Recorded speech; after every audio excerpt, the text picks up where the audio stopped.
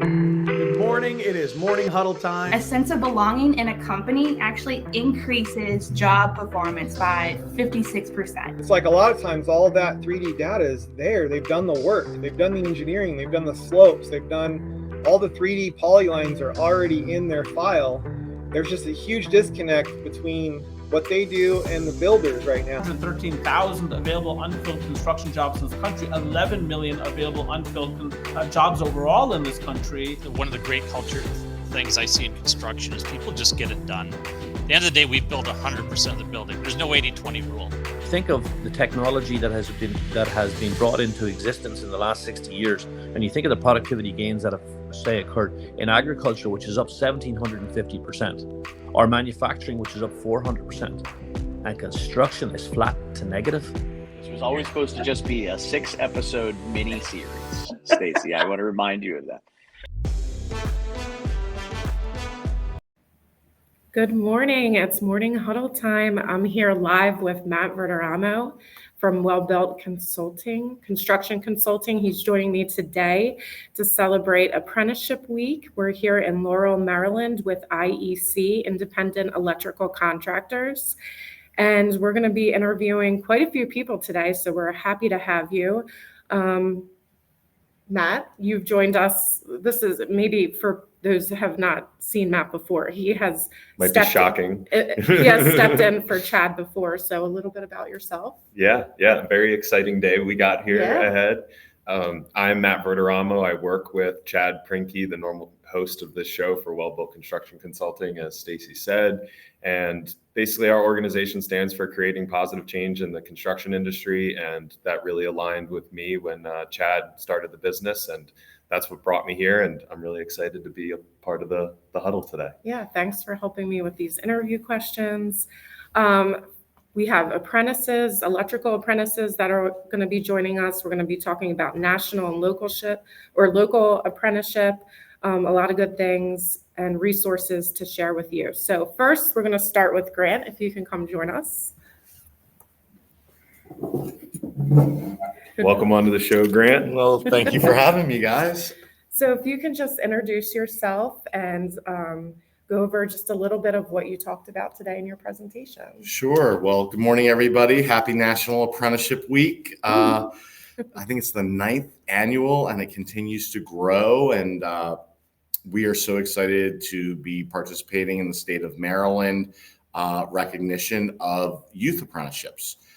Youth apprenticeship started with legislation in Maryland in 2015 and got implemented in 2016 at a very small scale. And right now in Maryland, it is growing exponentially, very rapidly. There are over 700 youth apprentices in the state of Maryland, and that is a high school junior or senior who is taking related instruction in their occupation, and it can be anything from construction to nursing to IT, whatever the industry is. And they're also working part-time and getting paid for it. And it helps them launch into a career pathway upon graduation from high school. And it's so exciting. We see all the labor shortages that are going on in this country, and it's a really great way to engage our young people to help them find, hopefully, the right career. In Maryland, the unemployment rate, Governor Moore announced, is 1.8%. Yeah, wow. It's crazy. So we got to do something. And what better way than to take young people at such an early age, provide them an opportunity, and get that average age of the workforce lower, because that's what the construction industry is facing. We're really excited. We have different models of this in DC. We're getting ready, I'll say, in the relatively near future to announce a school system that's going to be joining us in Virginia. Currently, we have Montgomery County, Howard County, Anne Arundel County, Prince George's County, and Baltimore County all participating in this program. We're also going to be announcing a new county that's going to join us in Maryland, so we continue to spread it. And I'll say my peers across the country are starting to take this and adopt this at their local IEC chapters. Our chapter in Florida is getting ready to adopt this and bring this in. So it's coming to you somewhere close, hopefully. And, I'm just very honored to be part of it. And it's really about the young people and the opportunities that we're providing them. And I think we all want to see our young people grow and be able to raise a family and have a great career. So thank you so much for having me. Yeah, you're so welcome. Beautifully said. So much exciting stuff in there. One thing that immediately comes to mind that I'm just curious from you about is you work with a lot of contractors to help place the youth apprentices, obviously. Yep. And I'm wondering what your favorite thing to hear from a contractor about your youth apprentices is. Well, there are two. All right, I'll allow it. Give me a little bit of latitude. Yeah. So the first thing is insurance, right? I don't know that my insurance company is going to cover someone under the age of 18. In Maryland, DC, and Virginia, through the local occupational safety and health administration for those states, there is an exemption. So the excuse that I can't because of insurance, we've gotten rid of that barrier. Awesome. So that's really, it makes the conversation flow very quickly on to the next point. Then it becomes schedule. And, well, I don't know that I can hire somebody part-time. I said, well, they're going to start with you first thing in the morning so they don't disrupt your job site. And then they're going to leave at lunch. It's no different than a doctor's appointment or having to do something with a family member. So it really helps the company keep their job sites flowing. And guess what? Spring break or Christmas holiday or parent-teacher conference days when the students aren't necessarily have a full day of school. Talk to your student, and they can probably work a full day. So it helps ebbs and flows and really acclimates the individuals. And the greatest thing is, if everything goes well, when they graduate that senior year of high school, the game plan is they go into the year 2 of the related instruction of the apprenticeship program, and they go to work for you full time. So perfect. You have a pipeline. That's awesome. Yeah, it sounds like, funny enough, your favorite things to hear are almost like objections because you have such good ansers for the objections that it's like, no, you don't have an excuse not to do this. Give it a try. Yeah, give it a try. You got to really figure this out. That's awesome. That's awesome. Stacey, do you have anything you want to ask? No, I think that was a great question. And let's bring on our apprentices. Thank you, everybody. Yeah, thank you so much, Grant. Do you want to, or whoever? Yeah. We'll have Eric join us now onto the show. Eric, how you doing? Pretty good. Good morning. Good morning. So who do you work with? What year apprentice are you? Are you junior, senior? And what school do you attend? That's a lot of questions at once. And I'm sorry. Just a brief introduction. My name is Eric. I work at Beaumark Electric. I'm a senior in high school, and I'm a first-year apprentice. Nice. Awesome. Yep. So we just got to hear you talk a little bit about your experience so far in the previous session, but why don't you tell the show a little bit more about what you do for Beaumark? What I do, Beaumark has this prefab shop where basically I build the materials for people out in the field. So it's like if they need a wall roofing, however many need, they send an order, I make it, send it back out, boom. If they need ceramic pipe bend it, send it back out, boom. You talked a little bit about your first week on the apprentice. Can you tell the show about that? Because your answer was great. My first week at Beaumark, I remember like it was yesterday. After the orientation, I went straight to prefab the next day. Usually, we wait a week or that Monday. Nope, next day, it was a Wednesday. I worked there for that week. And then my second week, I went out in the field for 2 weeks straight. It was supposed to be for 1 week, but they was like, no, he's too good. We need him longer. So I helped the data guys out with like pulling wires through colleges and schools. And I'm not saying it was terrible, but it was not the greatest. They had me do the hard jobs because I was the rookie. Mm-hmm. So that's how it goes. Yeah. I wasn't mad because I was still getting paid a good amount, but they had me in these attics, mind you. I'm 6'4", tall man. Can you imagine a tall guy, 230 pounds in the attic? Yeah, not a tight little attic. That's hot. I'm not, exaggeration is 100 degrees. It was like 90 degree attic. Oh man, dusty. pulling wire back and forth, back and forth. And there was a communication problem like twice. So I had to wait for my foreman at the time to be like, yeah, it's okay, pull it, pull. Cool. Give you direction. Yeah, So you got the whole experience in like your first 2 weeks. basically, yep. And you still stuck with it. Yeah, exactly, That's exactly. good. It was good. It was good. And you're a smart guy. You were talking about your GPA, but what led you to go this path instead of college? That's the thing I love to hear. Man, me personally, if I did go to college, I'd be the first in my family, but I didn't want that because even though I have a great GPA, my GPA is 3.94. I can get in any college I want to. If I want to do football and get a scholarship, do that as well. But the thing I don't like about college is the effects after it hit you. I don't like that. I'd rather go this way, go this route, and then be cool for the. What do you years to mean by come. Effects? Like student loan debt? yeah, Or Student loan debt, yeah. The stress, me personally, I like school, but I don't like that much to do it again. Mhm. Yeah, so that too, yeah. Yeah. But yeah, and I know I'm not going to talk bad on people that go to college, but me personally, I don't believe that I'm going to have a full-time job right after out of college. Mhm. Then, yeah, I don't want to find out. Yeah. But I knew for a fact I was either going to do carpentry or electrical. Mhm. I heard carpentry was terrible in your back, and I'm kind of tall and I need my back. Mhm. So I went the electrical route. And You I got know- it all thought. I like I it. had- Yeah, You got you're- stuff thought out. That's You awesome. You got a stuff plan going and on. everything. Yeah. And after I get my Journeys person card, I'm gonna get my CDLs as well. Yep. So do you want to own your own business one day? Definitely. Okay. Awesome. I love it. Well, Eric, thank you so much for Yeah. No problem. joining us on the show today. It was great to meet you. Thank you. Yeah, It was great really to great meet to meet you. you. This is my Thanks. first time podcast. All right. Well, you did great. You did great for your first time on podcast. All right, Dylan, welcome on to the Morning Huddle. How are you? Good. How are you? Good. Thank you guys for having me. You're very welcome. So same questions I asked him. If you could just tell us, what school, what year you're in, Yeah. So I go to Wild Lake right now. It's in Howard County. I work for John Hopkins APL as a maintenance electrician. Okay. Awesome. Yeah. Awesome. And how did you get into the youth apprenticeship program? So I think you guys know Miss Cepolo. She came into my history class and she spoke in front of everyone.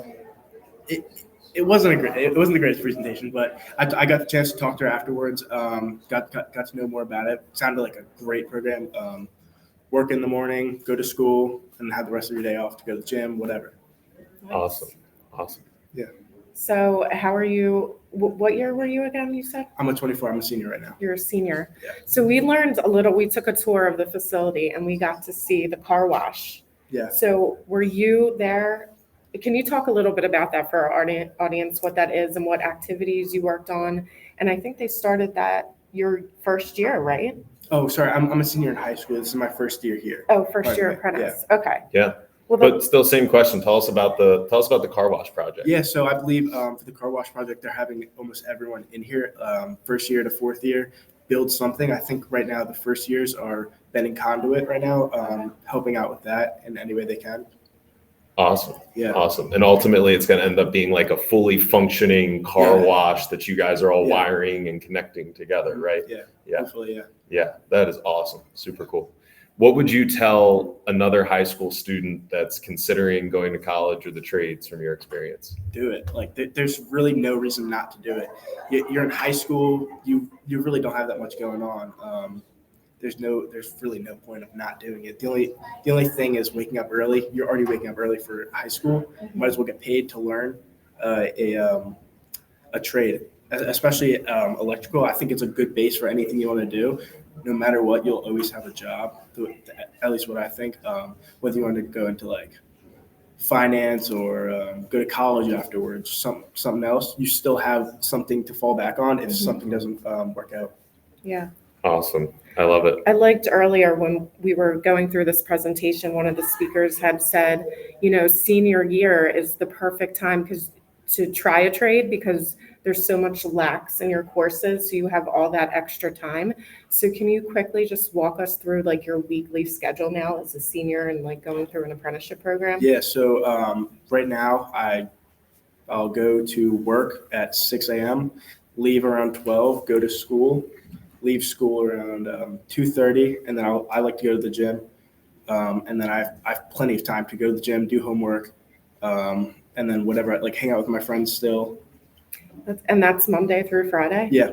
That's a good schedule. That's Yeah. not bad. And you're getting paid, And you're getting right? paid. Yeah. Yeah. That's I pretty know. cool. The first paycheck hit, and it was pretty nice. It was Yeah. really nice. What'd you do? Where'd you go with your first paycheck? Hit them all. Yeah. New pair of shoes, something like new that. pair of shoes, Yeah. new jacket, everything. Yeah, cool. Yeah. Good for you, Dylan. I love it. I love it. Thanks for having Yeah, us. thank you so Thank you. much. Thank you for having me. Yeah, of course. It was great to meet you. Yeah, good luck with the Yeah, rest of best your of luck. year. Take care, guys. Awesome. Cool. All Well, right. Yeah, that was awesome. Go We ahead, have Stacey. John. Yeah, so we had our apprentices on. Now we've got a couple of contractors and other representatives that are excited here about Apprenticeship Week. So So this is John Short joining us, right? It is. And I actually am an electrician by trade. And Oh, what I nice. do is I'm a senior director with Net America, and we're an industry intermediary. What does that mean? It means we get funded by the U.S. Department of Labor to help support youth apprenticeship programs across the country. And one of our biggest program partners is IEC Chesapeake. Okay. So I got to know Grant, and we help fund apprentices in the program.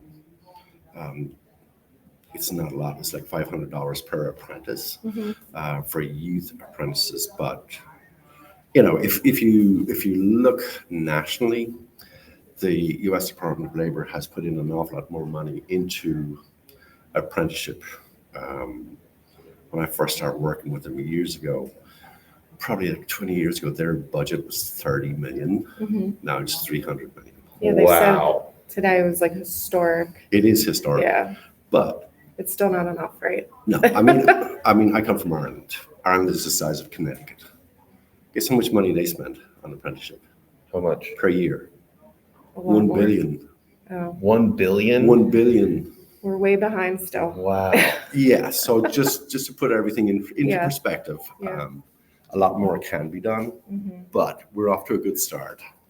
So So the investment that you are giving, the $500 per student that you're giving, tell us about the impact of that. What does that do? Right. So it offsets costs for related training instruction. So you heard of the apprentices talking about how they come here. It costs money to put on an instructor. It costs money to get industry credentials. It costs money for the bookwork, for whether it's year 1, year 2, year 3, or year 4.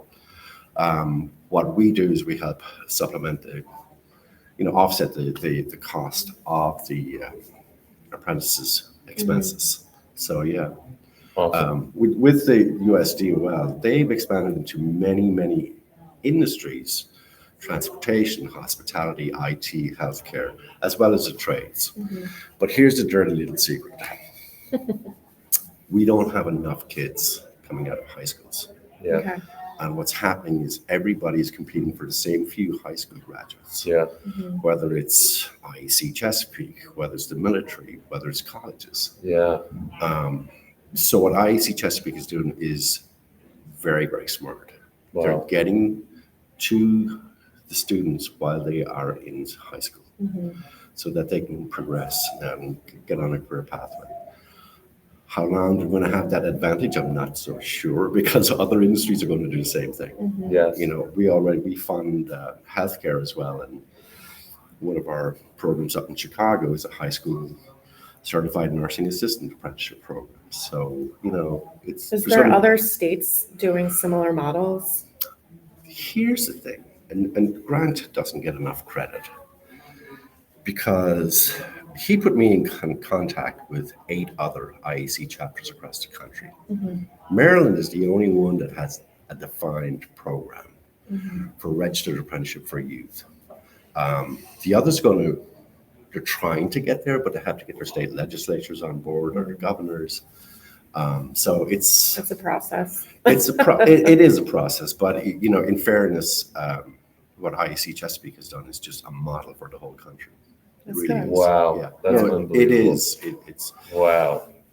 I know. I've been to. So this is something we can all buy into and all believe in, and yeah.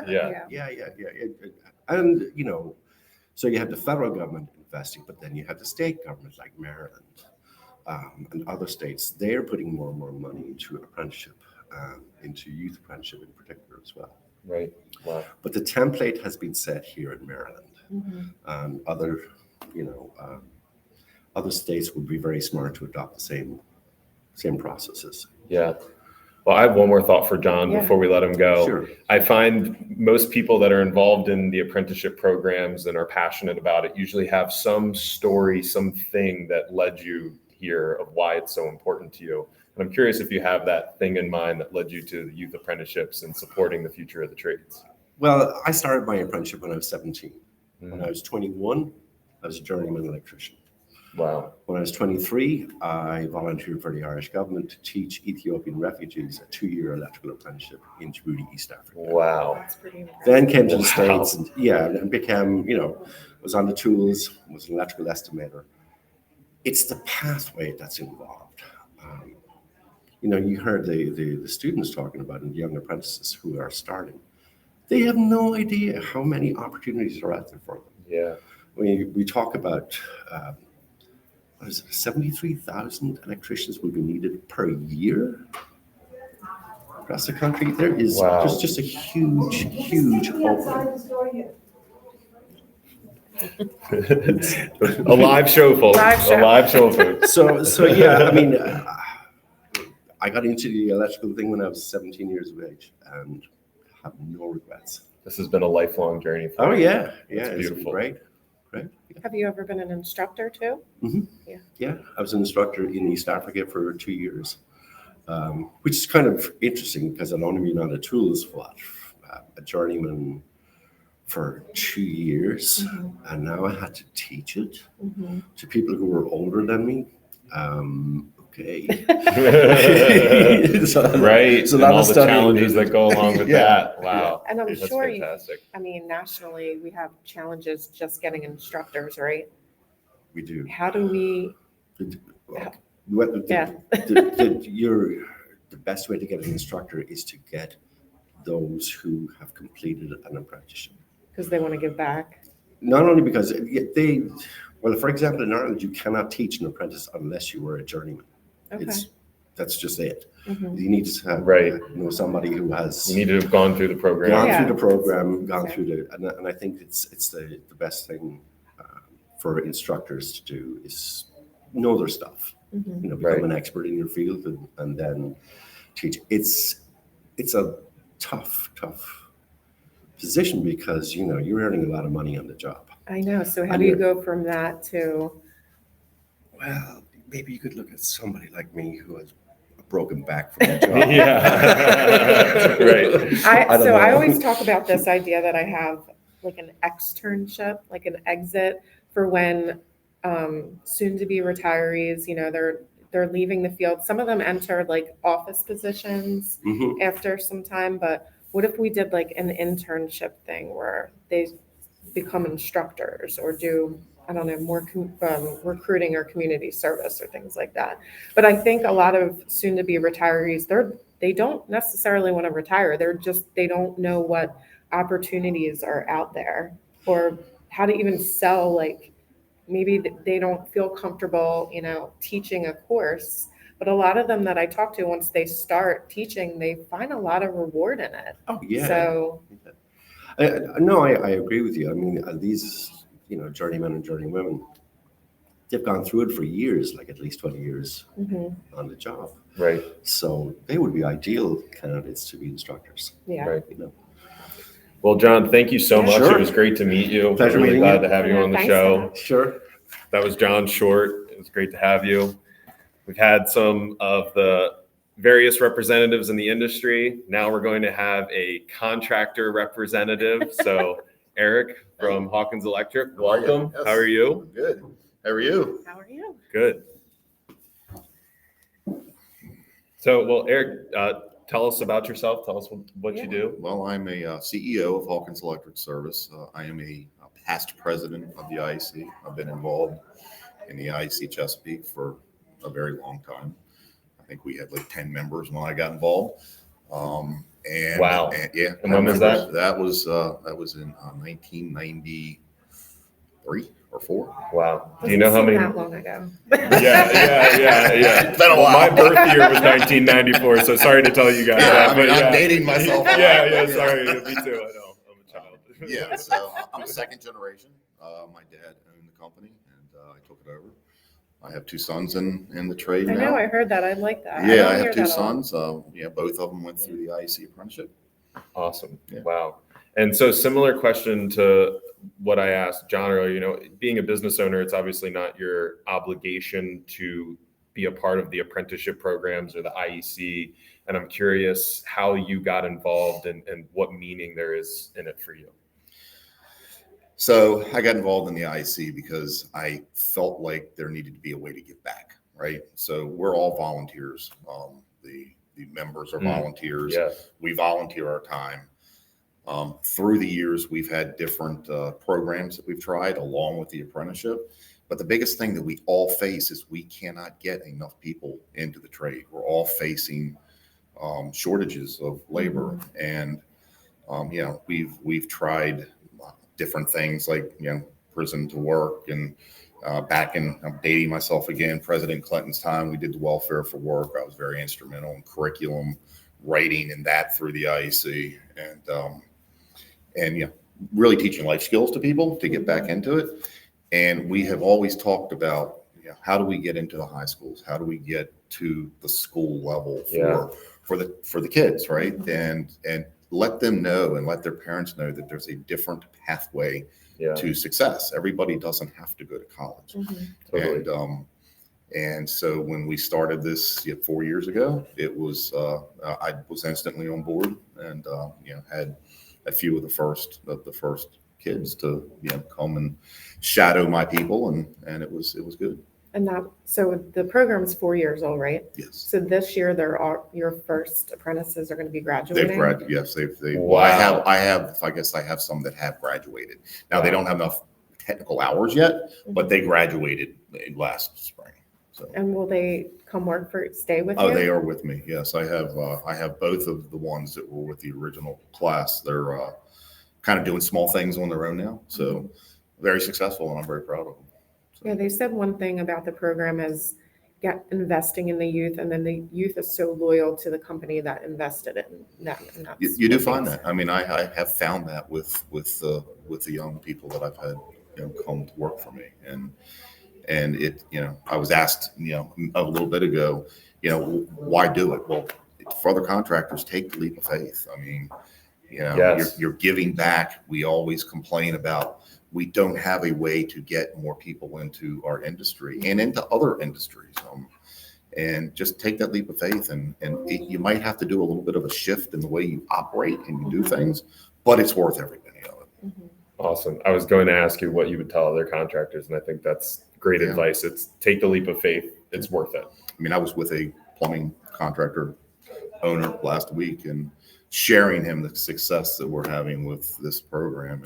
And he's interested now in finding out more about how they can work in the plumbing industry too. Yeah. Awesome. Good. So you're spreading the message. Spreading the message. Yeah, that's awesome. Do you have any other questions, Stacey? I think we're good. No. Good? Yeah. It was All right. awesome. Thank you so much. Nice to meet you. Yeah. Nice to meet see you. you. Thank you. Absolutely. You'll have a great rest of your day. Thank you. All right. We're going to have our next guest come on and join us here. Me next. You next. Yes, you next. So welcome to the show. Why don't you tell us who you're with, tell us your name, a little bit about yourself. Hi, my name's Franklin Cheney.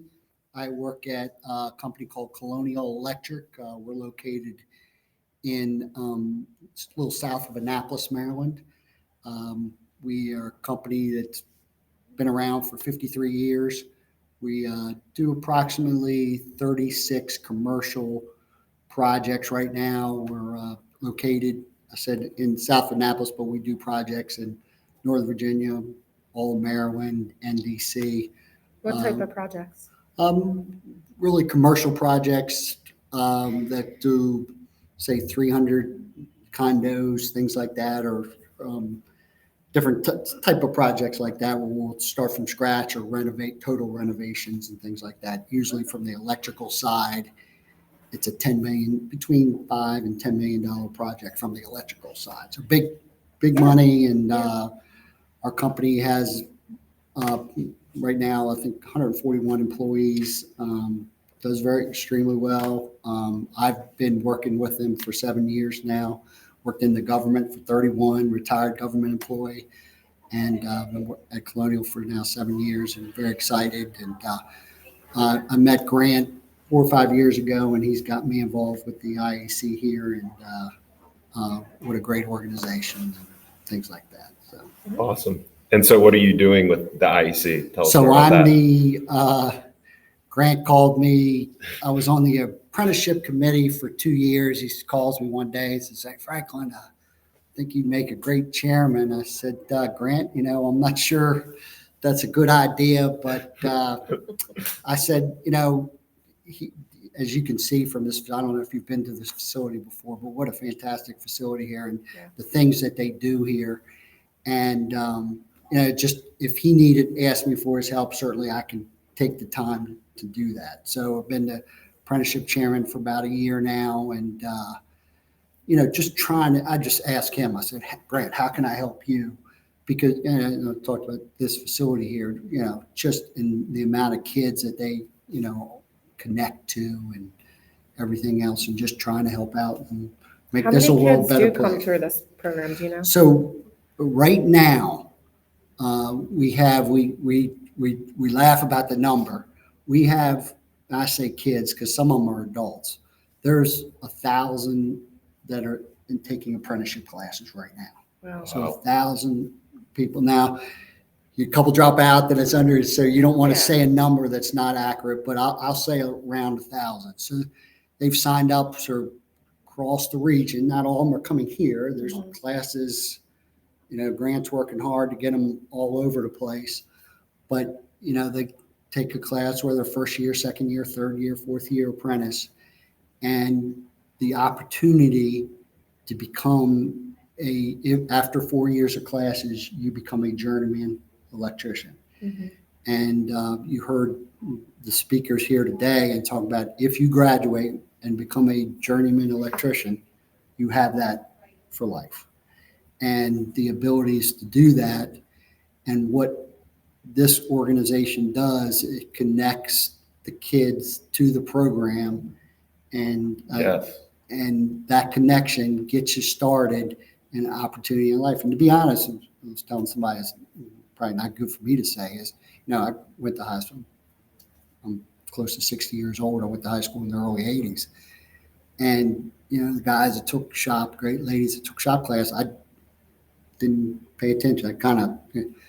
But I tell you what, my car breaks down and I don't know how to replace a tire or anything else. I feel I'm the idiot. Right. I'm the dummy that didn't take serious those type of classes and things like that. And you look at it from the electricity world, so much of the world, you think about it, is so important. Mm-hmm. And the ability to be a journeyman electrician, and that's what you are after 4 years of taking this class. It's fantastic. They were talking a lot about today, traditional electricians versus today's electricians with green energy and solar. What some of the things that you've seen change drastically with training over the years? Yeah, well, I've only been in this business for 7 years, but with the new vehicles coming up, and so now we build a commercial site. Those systems need to be put in. So, we're a company with 140 employees, and be able to put in so you can charge an electric car. Mm-hmm. That's something different. Oh, yeah. Wait a second. What do we do here? Mm-hmm. A company wants to give us a $10 million contract. Right. And part of that's we got to do it right. Mm-hmm. So we had to send guys there to learn learn how to do that, or connect with someone else and can help us do that. That's a big change. Yeah. But it's constantly learning, understand things, and that's why you want to get involved with a company like this, is because they can help you connect to the people so we can learn. Fantastic. Yeah. What are your goals for 2024? So I mentioned that with IEC, we have approximately 1,000, adults and kids in our program. We certainly like to increase that number, always want to get the word out. Obviously, 10% would be a great goal. We work hard to find the right facilities. You don't want to, we could easily get even more than that, but we have to find the right instructors. Mm-hmm. You have to find the right locations. The state of Maryland's a wide, big, long state. Not that is really that big, but it's a, it's still, different it's complicated. areas. It's not City, doesn't make it easy. and everything else. So they all can't come here. So you have to find the right training site and everything else. But the real goal is between 1,100 and 1,200, Awesome. which would be a healthy increase. So let's grow 10 to 20%, Yes. and let's keep making an impact. Keep it exactly. I love it. Franklin, thank you so much for Sure, coming on the show. Thank you. It was great to meet Congratulations you. on your podcast Yeah, here. thank you so much. Best of luck for continued success with it. Thank you very much, and All same right. to you. All right, y'all Thank have you a so great day. Thank you. Awesome. All right, we are bringing on our last guest now to the show. This is Stephanie. Stephanie, welcome on. Please tell us about yourself and what you do and how you're involved here today. Okay. I'm Stephanie Cepolo. I work for the Howard County Public School System. I've been in charge of the apprenticeship program for 6 years. I've worked for the school system for 28. And I've mostly been in career and technical education. So overseeing work-based learning programs and helping connect students to career pathways. So I know there's a lot of different challenges, especially with speaking to parents and getting them on board with certain things. Do students usually come to you first, or are you putting resources out there and informing the students of opportunities and trying to pique their interest, or even just talking to parents on the side? Like, how does that all work?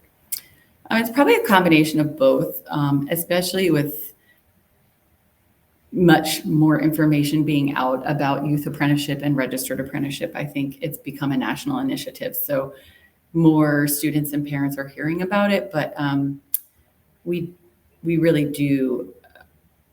We have put a concerted effort into the middle schools all the way through high school, obviously, but even talking about what we can do in elementary schools. We often go into elementary schools and make career presentations and talk about our career programs. Cool. But when we started this youth apprenticeship program and this opportunity to connect students while they're still in high school, that's really been the changing force for all of it. Because I think in Howard County, we've done a really good job. I mean, not always the best, but we've done a really good job of making sure students are aware of all the opportunities, but we haven't been able to bring the opportunities to them while they're still in high school and let them experience them and support them so that they were successful post-high school. So that's been the game changer for high school students, I will say. And in 28 years of education, youth apprenticeship has been my favorite program that I've supported, because I'm literally watching kids' lives being changed. And this past June, we had 12 former HCPSS students that went through this program graduate as electrical journeymen, 3 years post-high school, debt-free, making $60 an hour. That's awesome. Oh my God. It was pretty amazing. Wow. Yeah. And how does that make you feel? Very proud, like a proud mom. Yeah. I went to the graduation in June and watched them, and I was just so proud to watch them 3 years post-high school make it, and really that's what this program does for a high school senior, because we're supporting them on on that journey, as opposed to here you go off and do it. Yeah. And kind of working out the kinks for them along the way. And then they're developing a relationship with their employer. They're developing a relationship with IEC. But I mean, we're doing it across industries, but this is really the model. And then they're staying because the momentum is going, and they're already, they've already worked it out. It would be like we do with early college, supporting kids in their academics, but now we're doing it in this industry, and it's been needed. And and the opportunities have always been there for students post graduation. So is IEC the link towards developing relationships with the businesses? In this industry, yes, Okay. because they are, they're the ones that are connected to the employers in the electrical industry. So, and honestly, IEC has been the leader in that cohort model has been very successful too, to allow students to take that class together as high school seniors, as opposed to sitting like, okay, you're 18 years old, you graduate high school, you take year one of registered apprenticeship. Well, the person next to you might be 35 or even in college, Right. but this is high school seniors all in the same position, all trying to head towards the same goal, and they're able to support each other. And that's been really a key to it too. The thing I didn't even think about until something you just said is that when you're talking to them when they're seniors in high school too, they probably have friends that are looking at college. And if you're waiting until after senior year, that's probably a very awkward senior year for them of, do I go to college? All my friends are talking about it, whatever. And so hopefully by what you're doing and the awareness you're creating, you're giving them confidence in that decision instead of waiting until after school, which I think is really, really cool. So kudos to you for that. And I think last thing, unless you have anything else, Stacy, I was just going to say, do you have any advice, Stephanie, for parents as they're talking to their kids about considering the trades versus college that some of our listeners might like to hear? Okay. Well, I like this already. I have to say one thing, just since we're putting it out there. Yes. In 2023, it's not trades or anymore. It's Cool. trades and. So IEC is college. They're getting college credits for what they're doing. They don't even realize it. And sometimes we start this journey by saying you are getting college credits. What you do with those are up to you. So it's really what path are they going to take? Like, where do they want to be and what road are they going to take? If they were like second year electrical apprentice, how many, and they decided, what, I do want to go to college. How many credits can they take? Like, it's never a wasted skill, right? Oh, absolutely not. But typically the way it works is they finish their 4 years. And remember, they're doing 1 year in high school. So it's 3 years post high school. And then that equates to like 24 to 28 credits with the local community colleges. So, awesome. I mean, they're halfway through their associate's degree. And many of them are like, I didn't even want to go to college. Like, but here you go. Here's your 24 credits and you're making $60 an hour and you have a license as an electrical journeyman, so it's like wonderful. Yeah. And so that is really the case now. I mean, and one thing that we talk about is that to parents and students is no matter what industry you're going to go in, no matter what you're going to do with your life, you're going to need ongoing training. So why not get that training coupled with on the job learning? So you're getting paid to learn your skill and your job, and you're getting that related instruction. So I think we're seeing a societal movement towards apprenticeship anyway, because totally. So many learners are like, wait, I can get paid and I can get this training. Why would I do it the other way where I'm sitting in a class and I don't really have an association to what I'm learning because I'm not able to apply it. Right. So I think more occupations are going to be apprenticeable than had ever been before. Agreed. Trades and is impactful. So thank you for sharing that. Seriously. Yeah, I really because like we that really too. are. The dialogue has changed so much where we're like, it's definitely and because they all lead to college credit. And so, and what they do with that is up to them. But when we were having our event next door, like that's really the conversation is that, if you want to be a foreman, if you want to be a supervisor, if you want to own your own business, then you'll take those 30 credits. You'll, maybe eventually get your degree in business so that you can open up your own business. But, or you just take it and you roll with, making $60 an hour at 21 and you just keep building on that. Right. But it's up to you, but it is definitely and it's definitely and. I think that's a fantastic way to finish up. So, but the students that are finishing these programs are kind of laughing at their peers a little bit because they're like, look at me, I have no debt. And I have a career. I'll never have to look for a job because totally. There's so much opportunity for me. In the pandemic, that's when it really was obvious because our students as high school seniors were still working when the rest of the world was shut down. Wow. Yeah. They were working. That's right. Because their companies were open. Yeah. Right. That's right. Wow. As high school seniors. I mean, and it was a win-win for them on so many levels because they got to leave the house. Yeah. Yeah. They were like, I gotta go to work, That's Mom. true. Yeah. And they were making an impact. You know, Yeah. we needed infrastructure. We need all these things. Yeah.